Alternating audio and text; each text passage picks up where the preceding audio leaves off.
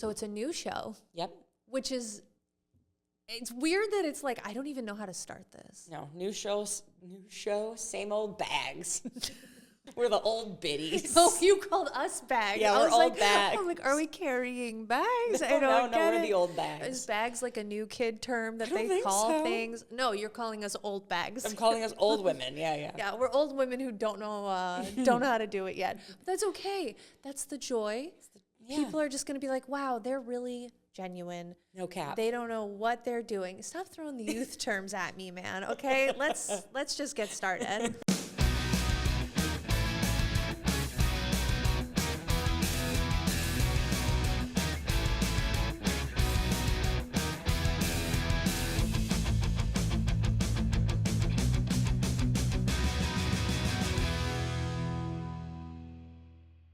And here we go. Okay, hello people and welcome. We are the Book Watchers and my name is Ariel. And I'm Chelsea. There we go. We got through a bit of an intro.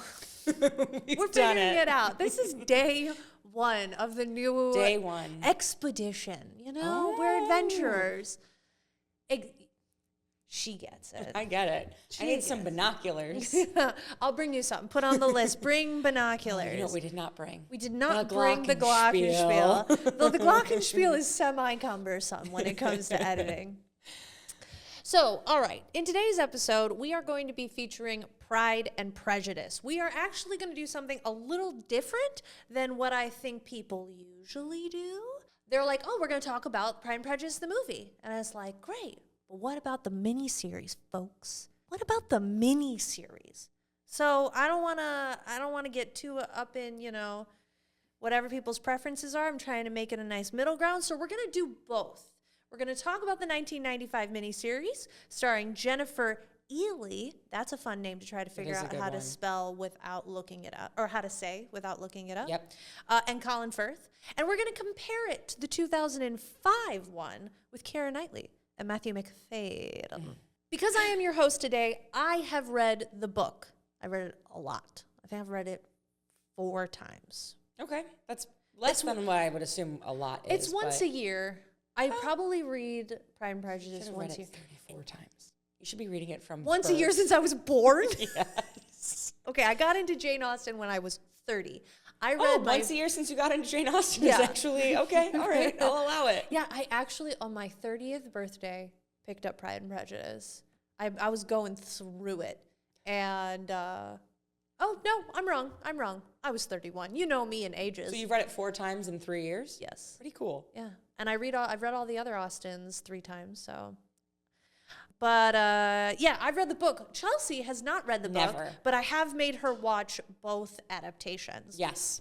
And we're just going to kind of talk about today what's accurate, what's inaccurate. Let's talk about the characters who did a better job, who made Mr. Collins come to life. Thank you. You're welcome. I love Mr. Collins. It's unhealthy. It's unhealthy. He's a weirdo. By the way, I went on to Wikipedia and I counted. There are 25 adaptations of Pride and Prejudice on my list. Some of them are not direct. I think there are like 10 that are actually direct Pride and Prejudice. That's what they call it. That's what it is. But then there's Bridget Jones' Diary. Oh, there's that's right. Yeah. Bride and Prejudice. There's Pride, Prejudice, and Zombies. Death Comes to Pemberley. Right. I might do a short on Death Comes to Pemberley because I have a lot of feelings, and the internet does not agree with my feelings, apparently. I was Googling. A lone wolf you are. I was Googling to see if anybody else was like, I don't like it. And apparently Reddit was like, no, we like it. I'm like, okay. Also, there's a board game. Like Monopoly Pride and Prejudice, or like a Pride and Prejudice board game where you're trying to like a Pride and find Prejudice the man who board game. earns $10,000 a year. That's life, honey. That's just called being a woman. It's being me. There's Marrying Mr. Darcy. There's there's a game. There's Pride and Prejudice, the parlor game. Things are crazy in this world. Pride and Prejudice, the parlor game looks like what are even the rules here? What is that? The cards, they remind me of Cards Against Humanity. You're supposed to courtship and then proposal is how the Pride and Prejudice card game works. Anyway. That's just non-specific enough to I know. tell you I'm nothing. like, what do you mean? But that's all right. All right, whatever. If you guys want to buy us the games, that's fine. true. I won't stop you. Send them to our P.O. box. We'll get one eventually. I do want to give everyone a 1-minute book summary. If for some reason you've come across this video and haven't watched it, you're just like, I don't know. It's your thing to watch videos on things you haven't seen. I couldn't do it. I don't think oh no, that's a lie. I've watched a few where I haven't seen it, but you have to be a really entertaining creator for me to watch something about a movie I've never seen. It needs to be a movie like The Babies Take Manhattan, like a movie I'm never going to watch. And I'm like, yes, let's do like this. LaQuisha. Like, I'm never going to watch that movie. Yeah. You can tell me all about it. But so, yes, the main character is Elizabeth Bennet. She lives in this town. It's called Longbourn. She lives with her 4 sisters and her 2 parents. She's got 2 of them. Why can't we all? You know what? I'm not going there apparently. So our story starts out when this rich guy, Mr. Bingley, starts renting an estate in Longbourn. And he brings to town with him his 2 sisters and his best friend, Mr. Darcy. Who's the other sister? There is Mrs. Hurst and then there is Miss Bingley. And Mrs. Hurst is cut from the movie. Oh. Mrs. Hurst is she in the miniseries. Yeah. Huh. So you only know Caroline Bingley. No, I watched the miniseries too. Yeah, but if you knew Mrs. Hurst, I'd be surprised. Yeah, I probably would. Just because you would probably. Also, there's I find in adaptations that are more accurate to the classic text, there will be characters that you're like, why are you here? If you have to catch the one line where they're mentioned. He's like, oh, he's there with his 2 sisters. Otherwise, you're never going to know why she's here. You're never going to know why her husband is passed out on the couch all the time. But he does. He has 2 sisters. And then Darcy. And basically, they go and they're all socializing together. And Darcy is a big old emo boy snob. Everyone hates him. Lizzie hates him. Hates himself. Naturally, this is one of our big rivals to lovers. Is this an original rivals to lovers where it all comes from? I don't know if it's where it all. It's not. Oh my goodness! I forgot there's flags for this show. You have the movie flag, and we're switching them. Flag, yeah. Is Bingley there to find a wife? No. Bingley's there for hunting. He's shooting. He's just there. Basically, what happened is that Bingley. Oh my God, Austenites! If I get this wrong, yell at me in the comments. If I'm not mistaken, so Bingley inherited the fortune from his dad, and then he was kind of just looking around for places. And then he found this nice estate. He liked this estate so much they got him to take it. And that's why people move. Yeah. But he's kind of just a young guy who decided to move out to the country for half the year. Bring his bestie with him. And because he loves Darcy and he brings him everywhere and they're just if I could bring you everywhere, I would. I know. When we stopped bringing each other everywhere. Things changed. Things were hard. But of course, rivals to lovers, they're going to not like each other and then things are going to unfold. Family's going to get into a lot of drama and then they're going to totally realize they're in love. Oh my God. And then we're going to watch them try to figure out being in love, but also being awkward and not saying enough, but saying too much. That's the book. You don't even have to read it now. I literally told you everything. You could turn this off if you wanted. We could be done. Pride and Prejudice. Yeah. Thank you. If you're done, bye. Love you. This is the first episode of Book Watchers. And play the cue the music. I do want to make a nerd note. This was adapted by Andrew Davies. The miniseries was adapted by Andrew Davies in 1995. Andrew Davies is I get so excited when I see him on adaptations, even though he has ruined one of my favorites, and that's ruined is mean. To say ruined is rude. He made some choices that I would never make because I love the text, and I'm just going to assume he was held at knife point to make said changes. But he does a ton of adapting things. This will probably not be the last time I bring up Andrew Davies because one of my favorite genres is vintage book adaptations, and he covers a lot. So let's get into the character comparisons. Let's do it. Do you have the pictures I sent you? I do. I have my slides up. Good. Let's get into it. We're going to start with Lizzie and Darcy. Duh. When it comes to 1995 versus 2005, I think that they're kind of like counterparts, as in 1995 is a very, soft and very classical, or the 2005 is edgy. Yep. They're like making out in the rain. They're not making out in the rain, but we're basically there. They get real close. Yeah. So I think that the Lizzies and the Darcys they're good because they're in the style of their film. Sure. The Darcys, I don't know. Okay, the Lizzies, I think they're both well done. Yeah. Well done versions. I think they're different, but the same. The miniseries is definitely the way that I saw it, as like was more demure, soft, like you said, especially like Lizzie in her like little gowns with her like high bodice and her little jackets that I little love. smile.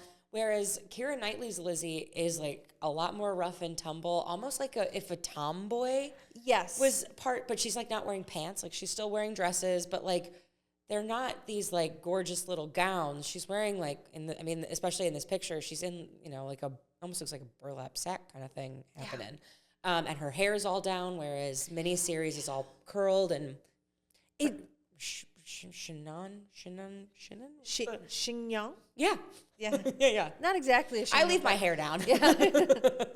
I don't live in 18, or would this be late 17? Whatever. I should know that.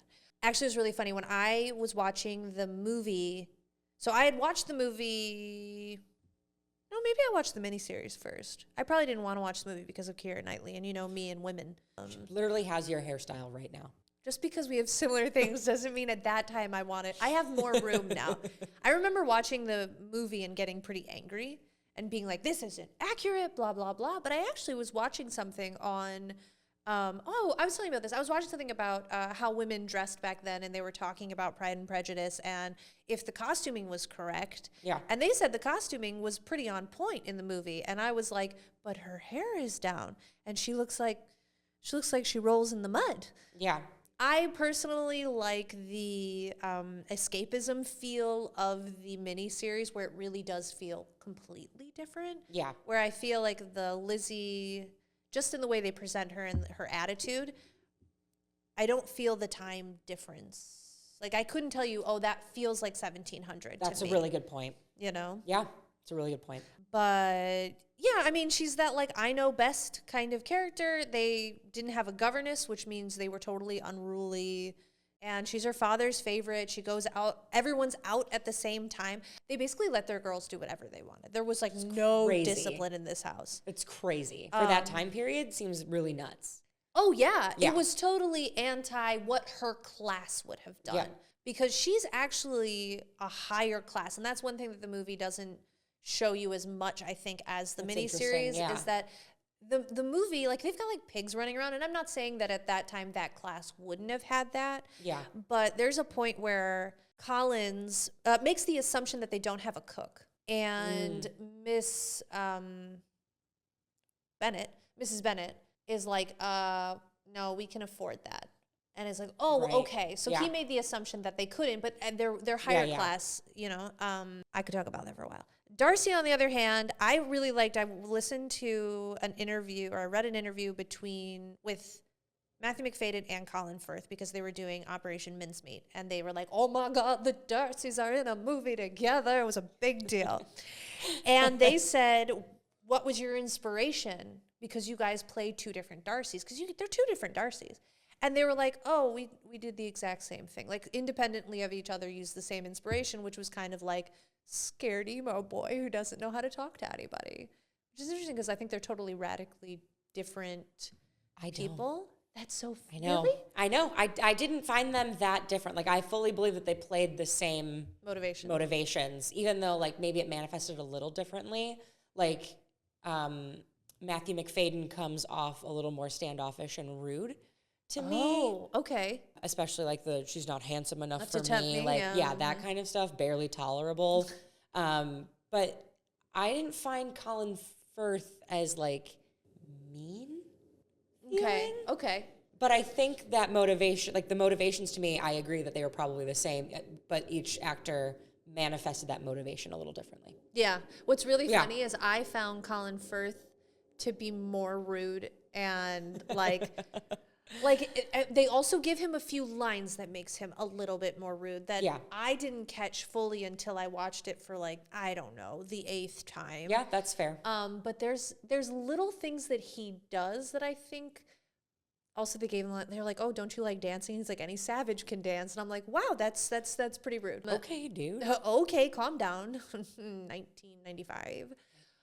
But I found Matthew McFadyen to be more just kind of like, I don't know how to talk to people, you know? And it's funny that we got different impressions, but maybe it's also Matthew McFadyen's hair. I feel like he's going to sit in the corner and cry and listen to Fall Out Boy, you know? I don't know. I mean, be alone together. Next up is that Mr. Wickham? It is Mr. Wickham. Mr. Wickham. So my first thing I would like to debate is, you know, which one's hotter because he's supposed, or which one looks more like a liar? So I have two immediate thoughts when looking at this. I know who I think is hotter, but I also, like, when I first looked at this picture, I was like, I don't know who this man is. The blonde one. I was like, I've never seen this man before in my life. Haven't you watched the movie like 3 times? Yes. Yeah. The first time I watched it was with Ariel.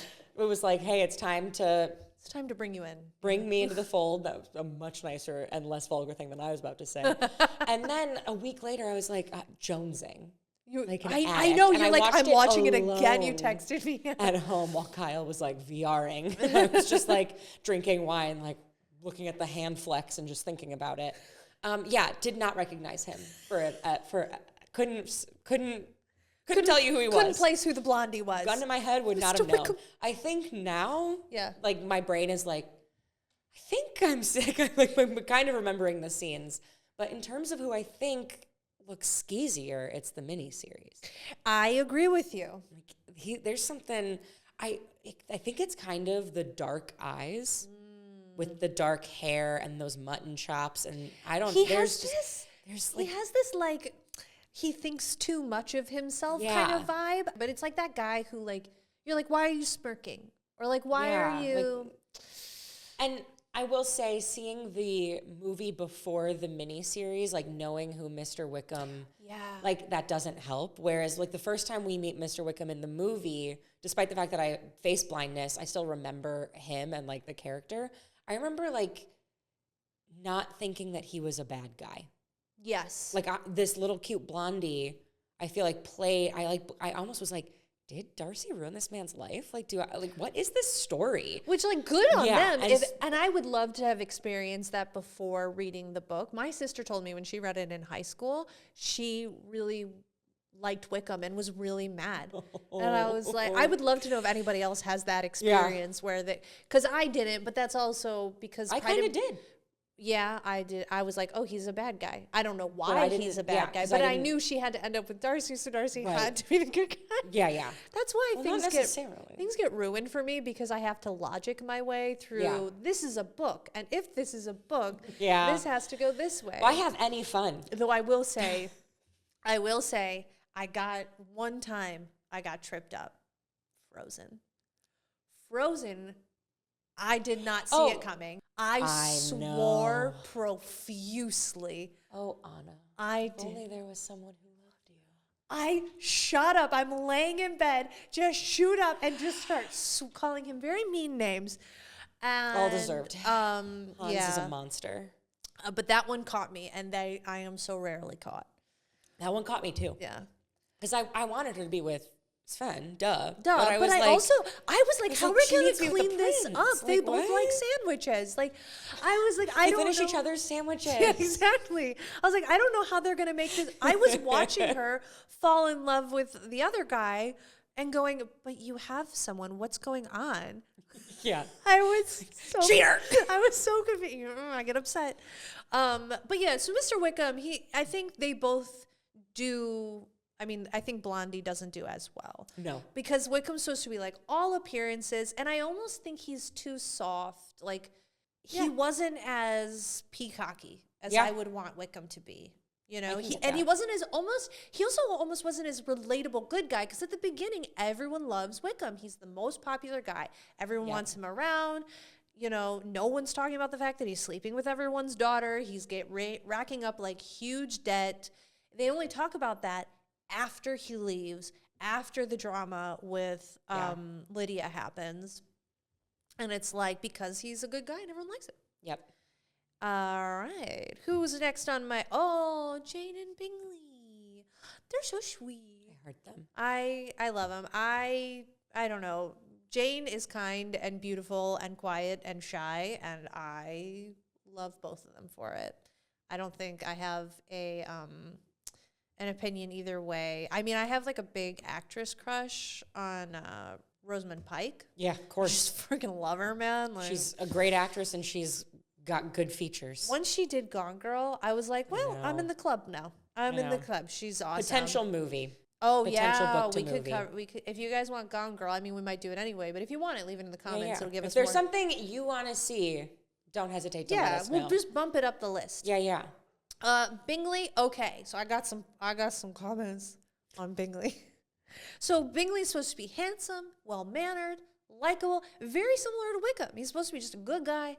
Everyone likes him. Everyone hates Darcy. Probably also because everyone likes Bingley. It's kind of hard when you compare someone who's really nice to someone who doesn't want to talk to anyone. Sure.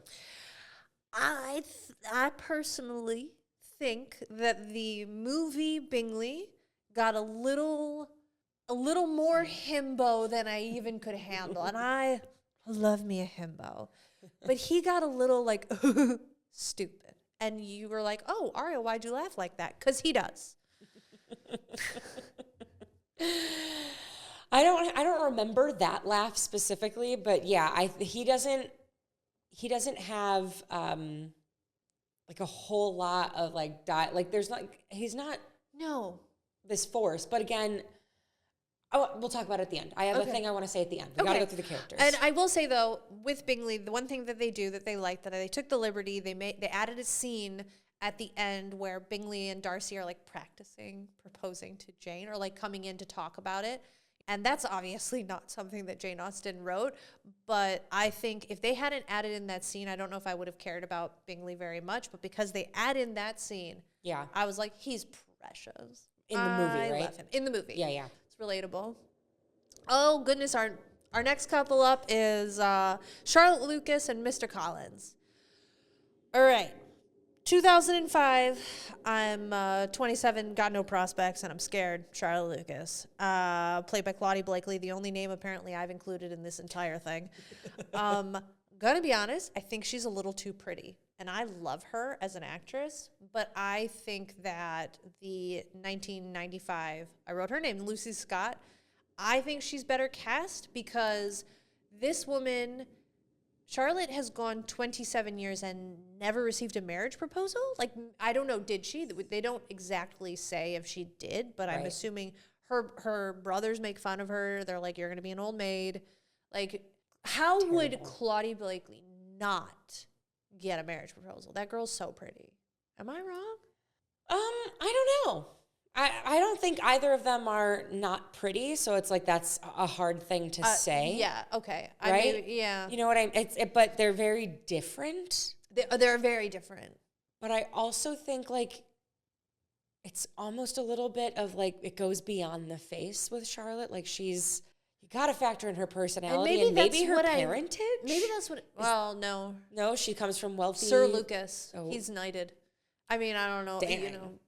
Titles are titles, but people like titles. No, a title goes a long way. That's a really good point. Charlotte is not married, and her dad's been knighted. That's what Sir is when you're not. Yeah, okay. Yeah. Though Sir I will Elton say, John would know. I think you make a really good point that personality goes far, and maybe that's what it is about Claudia Blakely too. Is that she seems fine. I don't know. Like I don't know. She also like she didn't strike you. No, neither of them struck me as like. Of course, this ugly old bag would have. I will say, I'll give us this. I'm personally a really big fan of the theory, and I haven't looked to see how many people also have this. I doubt the internet nowadays doesn't have this theory, but like I love the theory that Charlotte's gay, and interesting, and could be in love with Lizzie. Like, it would make sense why she has literally no qualms about marrying a man who is gross. and not now she does have kids, but that could just be responsibility, you know. People saw it as responsibility. I can move on to Mr. Collins so we can keep moving through. Let's go. Here's the thing. I love Mr. Collins. Okay, guys, I love his character. He's ridiculous. I've got this like thing for him. Sure. It's not like I'm like, oh, I would marry him, but like, no, I know. But whenever I watch an adaptation, he's my favorite character to watch. Also mainly because he's different every time. There's not a single Mr. Collins I've ever seen that's been identical to another Mr. Collins. Yeah. Everyone does him differently. Like one of my favorite Collins, he walks through the house like appraising their furniture because he's like, oh, I'm going to take it. He's like, I'm going to inherit this estate. He like takes their china and like rings it to see what it sounds like. I'm just like, he's so funny. But with that said, neither of them I think were well cast because this character is supposed to be 25 years old. And so the 1995 is not 25 years old. And he's supposed to be tall and heavy. Tom Hollander in 2005 is not tall and heavy. Right. He's also really pretentious. 2005 is more like you're just average vicar. Mm-hmm. And I think 1995 is pretentious, but he's not stately. Right. You know? No, he kind of feels like bumbly and weird. Yeah. And I'm like, no, like, aren't you supposed to be like, ooh, Lady Catherine or whoever? And he's very like yeah. Oh. Yeah. They both are kind of grimy to me in a way that doesn't give pretentious or stately. That's funny. Tom Hollander's not grimy to me. He's just weird. You know? Yeah. Most excellent boiled potatoes. One of the greatest compliments you could ever give a woman. Anyone, really. I've been waiting for Kyle to say that to me our whole marriage. And David Bamber, I love him. I love watching him in shows and stuff. But like this character, he's the one who like he kind of makes your skin crawl. Yeah. Like he's at one point he's assessing every sister. Like he's looking through them, and I'm like, stop, go away. I'm going to run through the sisters real quick. They don't really matter as much in the movie as they matter in the book. They play a bigger role in the book. Lydia is the most important sister. What's great is she's 15 years old. She's supposed to be taller than the rest of them, so everyone got that wrong. In the it would be weird. It wouldn't translate on film. Yeah. She like says, she's like, I might be the youngest, but I'm taller. Yeah. Like, I think it's how Jane sort of was giving her mindset of her being better than everybody else because that's what she thinks she is. Yeah. I just also want to point out Julia Swalaha. I said her name right. I usually say it Swalaha.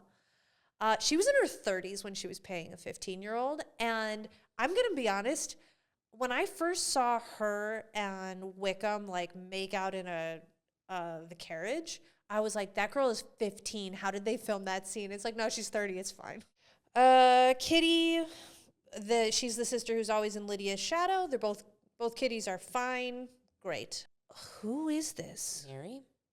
Oh, I love Mary. I love Mary so much. And I think Mary is more well done. I think Tallulah Riley is too pretty to be Mary. The Mary in 1995. See, I have always shipped Mr. Collins and Mary. I thought they would be the perfect couple. And Mary thinks that they would be the perfect couple. At least in, I think, the miniseries, you can kind of like catch her being like, ha-ha, because duh. I think in the movie they just were like, we're not going to have an ugly sister. We'll make her just kind of a blunt sister, you know? I think she's fine. They're fine. Because we can't leave her out, Mrs. Bennet, loud, irrational, hyper-dramatic. I think 1995 is the epitome of that. She's, she's my OG. I think she would be weird in 2005. I don't think they could do her in that same way. They had to tone her down. I agree. She was great. They both did well. Those are the characters. Do I have anybody? No, because I have I'm going to talk about one other character as we go a little further. I'm good. Good? I'm here. All right. We're cruising. So we're in the major script changes now. Things that they did. Look, there's no way the movie's going to win against the miniseries when it comes to being book accurate.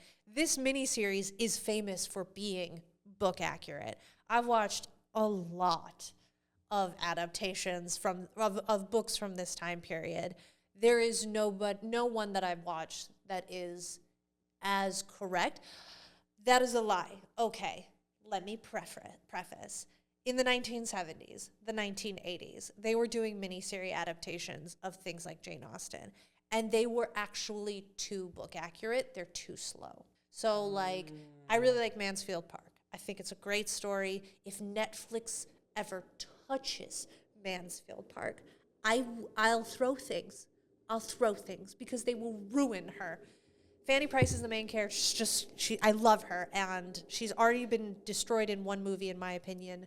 Don't yell at me, people. We're not going to talk about it if you know what I'm talking about. Anyway, but there is an adaptation of that that's done. I think it's the 80s. I think it's the 70s or the 80s.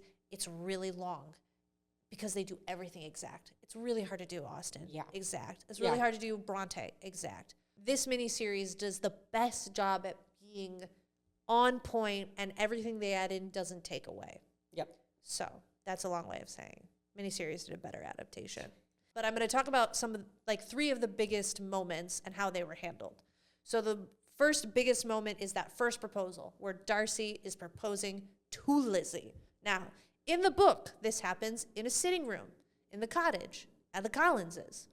So both of them get that right. Basically, Lizzie's supposed to go to Lady Catherine's for dinner, but she has just found out that Darcy broke up her sister and Bingley intentionally. And so she's like, no, I'm going to sit it out. She tells Charlotte and that she's Collins sick. that she has a headache. Yeah. First of all, Darcy comes, ambushes her, knowing full well she has a headache. I was reading on Reddit and someone was like, I feel like he was like, oh, she's waiting for me to come talk to her. Yeah, I think he either thought that she wanted to see him or that she was just avoiding him and wasn't actually sick. Oh, right? Good point. Like, So I think he knows. it's either way. I think that was kind of the thought process there.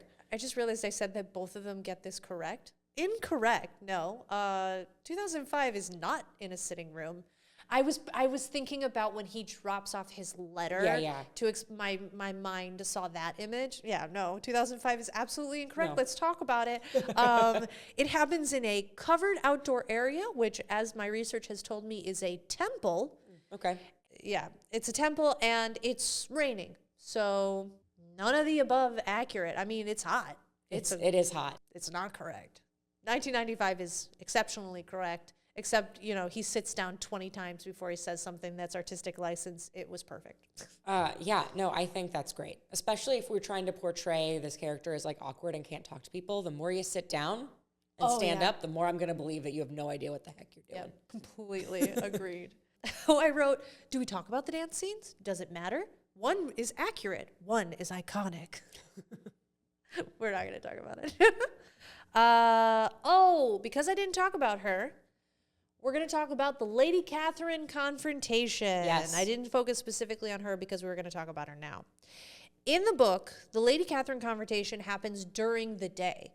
Bingley is actually visiting at that time. Okay, yeah. And he sees that someone's pulling up. He may have identified that it's Lady Catherine. I'm not sure if she would have a family crest on her on her, I don't know if she has a chaise and four. She probably does, on her carriage. She may have a family crest. He might have seen her and been like, oh, we're going to dip. Because he just pulls Jane and is like, Jane, let's go for a walk. Yeah. And then Lady Catherine comes in. She's like, let's go outside to that little park you've got, and we're going to duke it out. Mm-hmm. So 1995 does this exactly.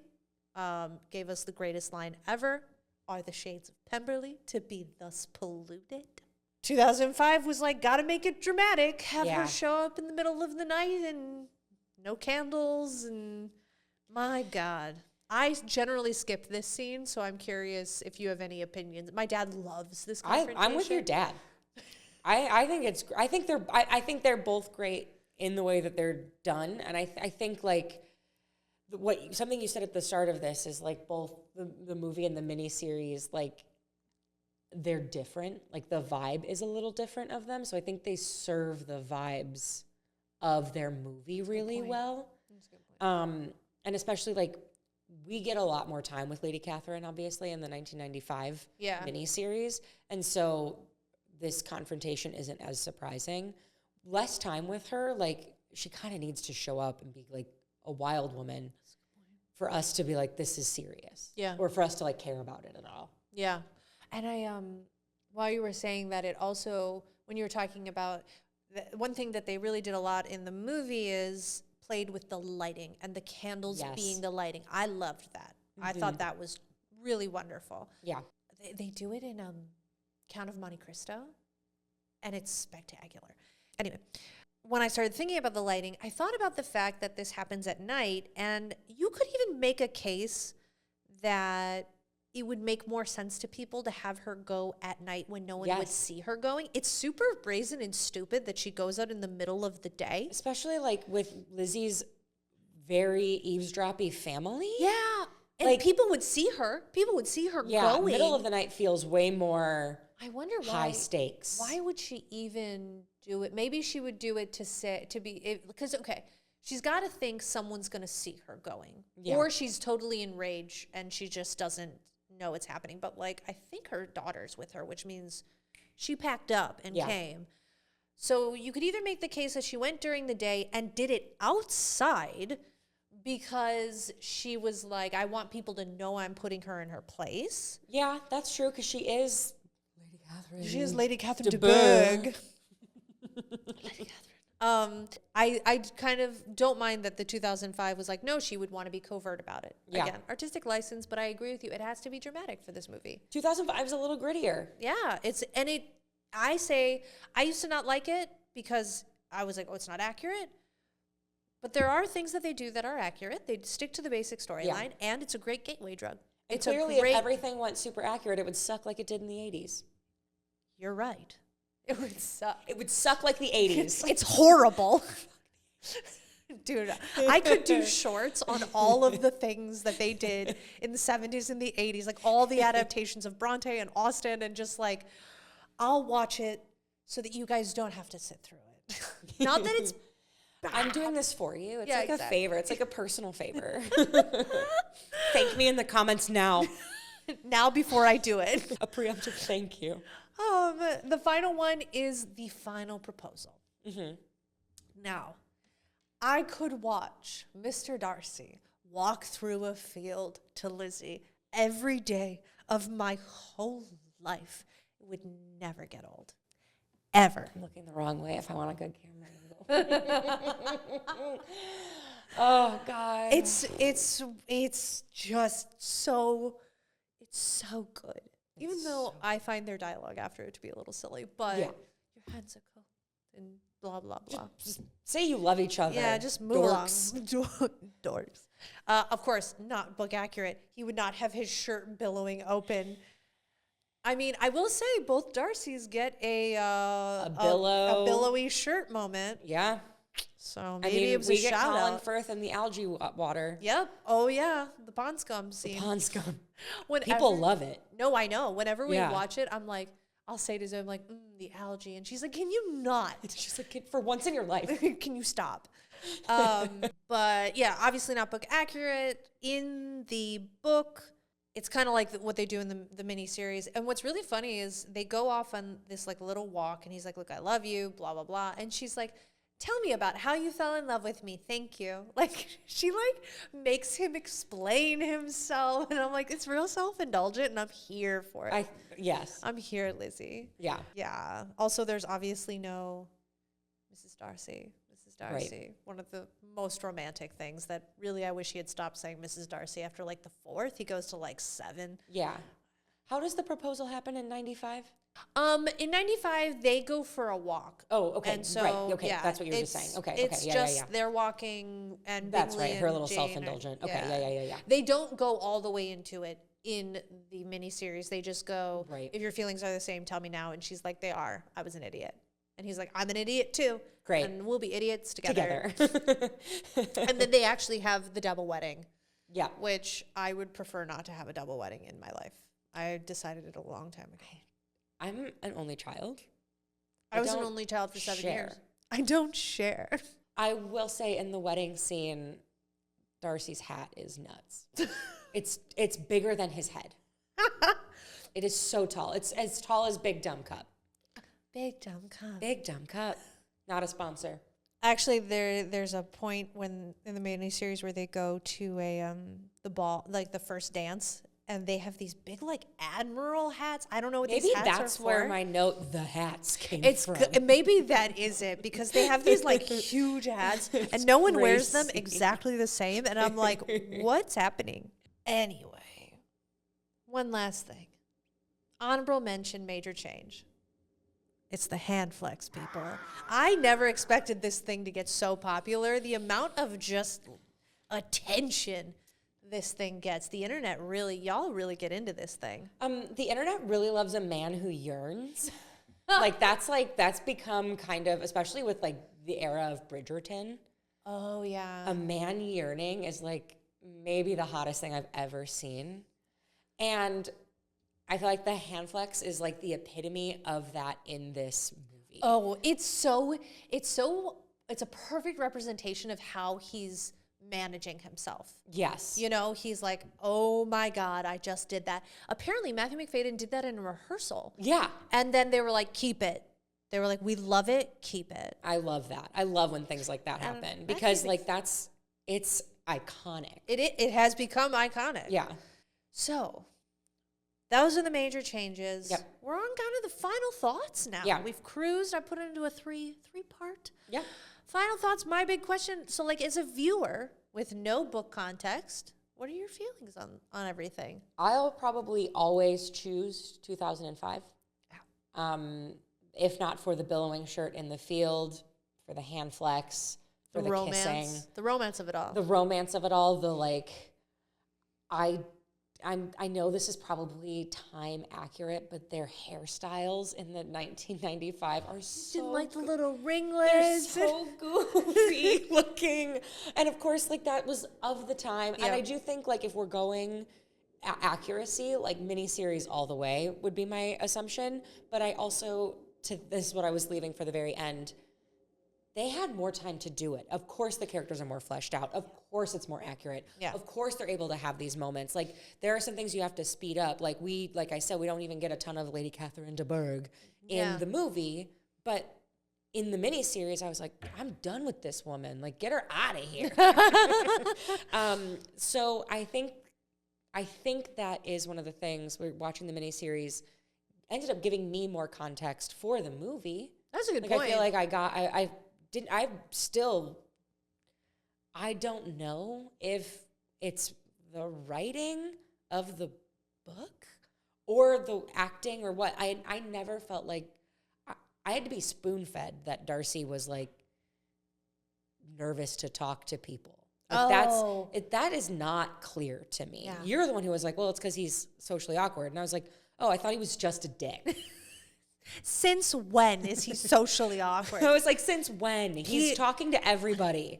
He has trouble talking to people who he doesn't know. Yeah, so the miniseries, I feel like it also gave us, it was more apparent that Darcy felt Mrs. Bennet was a money chaser. Yes. Bless you. And I preferred Mrs. Bennet in the movie. I know you. She was too over the top for me. Traitorous heathen. I know. But I also I love Mr. Bennet in the movie so much too. I feel like in the miniseries, he didn't stick out to me the same way. And maybe it's because it was Donald Sutherland. And so my hackles were up. Because you were saying he's in the Hunger Games. And you were expecting him to be bad or something, he's right? a villain. Yeah. And so when he was like, love of my life, daughter I love, you're the best and I want to give you the world. And like, do you want to marry this man? I'll let you. I'll also help you say no. I won't talk to you if you marry this man your mom wants to. Like, I was just like, a supportive father? What's happening? I'm sorry, so we're saying that nobody has daddy issues? No woman with daddy issues? Like, oh my gosh. I will say, I personally like miniseries more, but also I'm just, that's my thing, you know? Yeah. They're also both kind of inaccurate in my opinion, because I think Mr.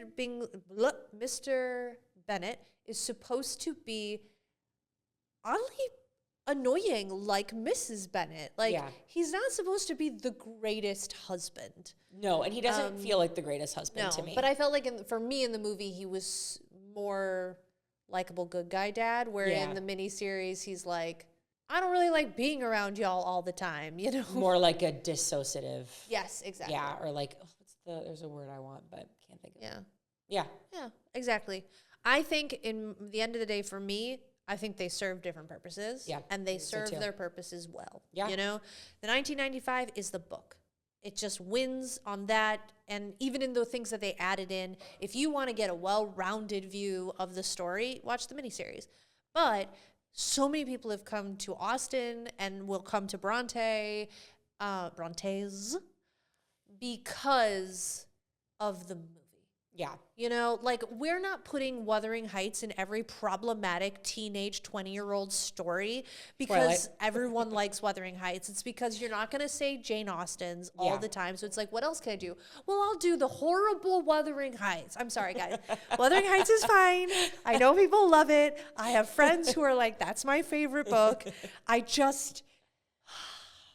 also, to add on, Pride and Prejudice came out during, like, the height of rom-coms in the early aughts. Ooh. So, like, we were getting How to Lose a Guy in 10 Days. We're getting probably 13 going on 30. Like, from 2001 to, like, 2009, we just got slammed with some of the best romantic content that's out there.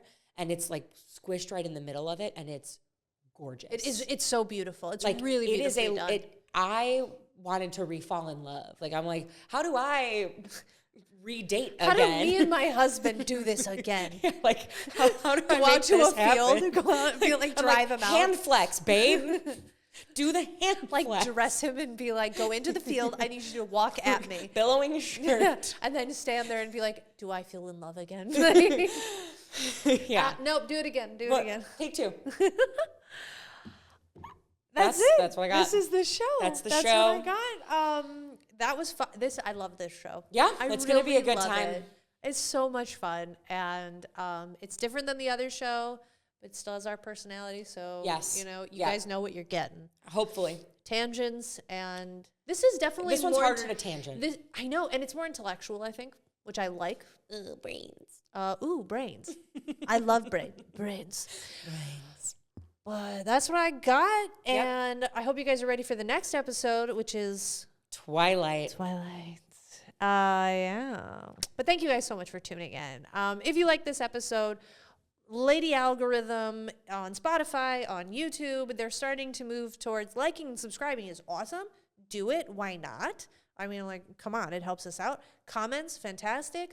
Also, watch something else. Yeah. You know, we're going to have more episodes coming out. Watch one of those. If YouTube's like, you might like this, just like click it.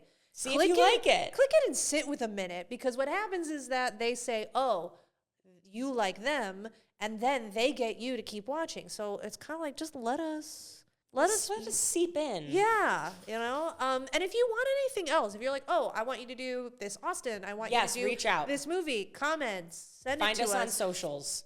Because we'll have everything posted below. All the stuff in the description below.